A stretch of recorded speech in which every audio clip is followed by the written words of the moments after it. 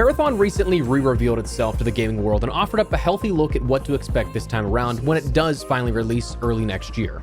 As I've said before and will continue to say, first impressions are often everything to a consumer. Marathon, however, is challenging that to the best of their ability for better or for worse, hoping to reimagine that reception from their initial April reveal, and for some skeptics, some good news may have been released shortly after this re-reveal of the game, offering a glimpse of the game for all players without the necessity of having to commit to that full $40 price tag at launch in a few months. Today, I want to run down a bit of information that you should know that come closer to launch may give Bungie and Marathon a bit more firepower. Drop your thoughts down below as we go along, drop a like if you enjoy the video, and make sure to subscribe to stay up to date with all things FPS content, including Marathon, but certainly not limited to it. I'd love to have you in the community as we share new game experiences together. But anyways, let's jump into it. So, as mentioned a couple of weeks back at this point, we ended up seeing that there were some overall good quality changes that I believe will allow the game to have a fighting chance.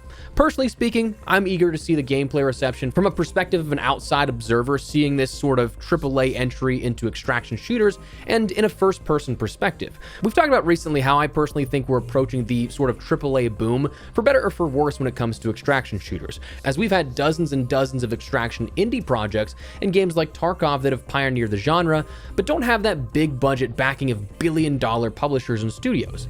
But enter things like the last few years, like Infinity Ward's short-lived attempt at an extraction, tens of millions likely in that project alone in 2022's Modern Warfare 2, Arc Raiders most recently as a whole experience with financial backings of Nexon via Embark, and now Marathon with a full backing of Sony, to name just a few. And I'm sure you could probably throw like Delta Force in there as well if you're looking to pad those lists out a little bit further. That's a Tencent project. But what I've enjoyed so far about Arc Raiders from an outside perspective, and I feel like Marathon can also do, but in a first-person perspective, is make the game mode approachable. Something I think COD could have done with its DMZ if it kept up with it, but taking the mode and making it easy to digest for casual and new players, bringing them into the world of extraction, and perhaps allowing them to dig deeper into the hardcore modes if they want to get even more out of it.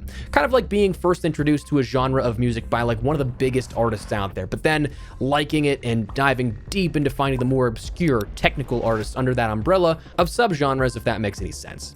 But anyways, we end up seeing this sort of re-reveal of Marathon, where we saw a release window of March 2026, and that's the furthest we've gotten in details. That still clinging on to the mentioned fiscal year for Sony, as they're reporting for their year's April 1st to March 31st, so it could quite literally be any day in March. With a price point of $39.99, it's not something that's going to break the bank and potentially be something that is very expensive for a game mode you may not like, but it's also not free to play that it risks itself succumbing to a plethora of cheaters. And of course, with this re-reveal, they also talked about all the coming changes. We already broke those down, so to save you the monotony of relisting all of them, the high-level things were better ambiance in the environments, better visuals, and a grittier feeling to the overall game and making the world feel lived in. We also saw gameplay adjustments where there's more weapons, mods, there's a scav-only runner that you can end up choosing to go into raids late for to only get loot. There's proximity chat now, which is, I think, one of the biggest things they could have added here with this, because, I mean, you've seen the clips from Arc Raiders and all the funny and tragic moments of interaction between gamers, the betrayals, the storyline set up in each of these raids, that was something that from the very get-go, I remember being at the Bungie studio, that was one of the things we discussed actually, where a lot of people were like, why is this not in there? Like, that's kind of a staple of what makes these games. So it's nice to see those types of things. But again, objectively speaking, they made some very big progress in regards to the gameplay offering, the gameplay loop, and making it feel a bit bigger than what it was beforehand. But I mean, that's good and all, but like, again, first impressions are everything. You could change a ton of this stuff, but like, does it really sway you into choosing to spend $40 to buy the game that you may or may not like? Well, here's the best part about the recent re-reveal. Shortly after we got our video up a couple of weeks ago and whenever this happened again, it was mentioned that if you're on the fence, you can actually try this out for yourself shortly before launch. It was officially stated, not in the marketed documentary, surprisingly, but a later statement of Marathon releases March 2026, and everyone will have a chance to play it in an open preview weekend before launch. Now, no specifics are when that is given. We don't have a solid release date just yet, but it kind of appears like it's going to be something that is closer to the launch of the game, perhaps sometime within March itself. That could be anywhere of the 6th to 8th, 13th to 15th, 20th to the 22nd, because, I mean, if you go any further, then you actually get out of that window they set for the March launch of it. But for me, I like this move whenever it may be. I think it kind of signals confidence in your product after such a wild roller coaster of an initial reveal, and that you're showing, okay, we know we have to win you back, so we believe we can do that. We believe you'll enjoy what we have to offer, and we're going to show you this so you can try it out for yourself. Now, whenever this does happen, it's not going to, of course, be the full game. Content to expect, I'd imagine we see like 1 or maybe 2 maps with limited progression systems of sorts, just a little teaser or taste of what's to come.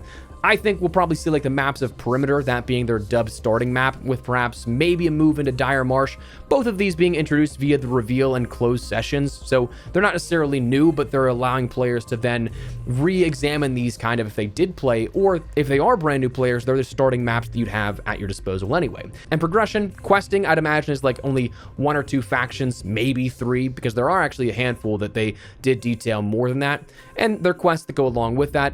Plus, general progression, I'd imagine, is capped pretty low as well. Now, that said, it still certainly is a gamble to do this type of thing. At that point, you're shipping in a couple of weeks, perhaps, at that point. So, like, what if people don't like it? What if it's not the hit you're hoping it is?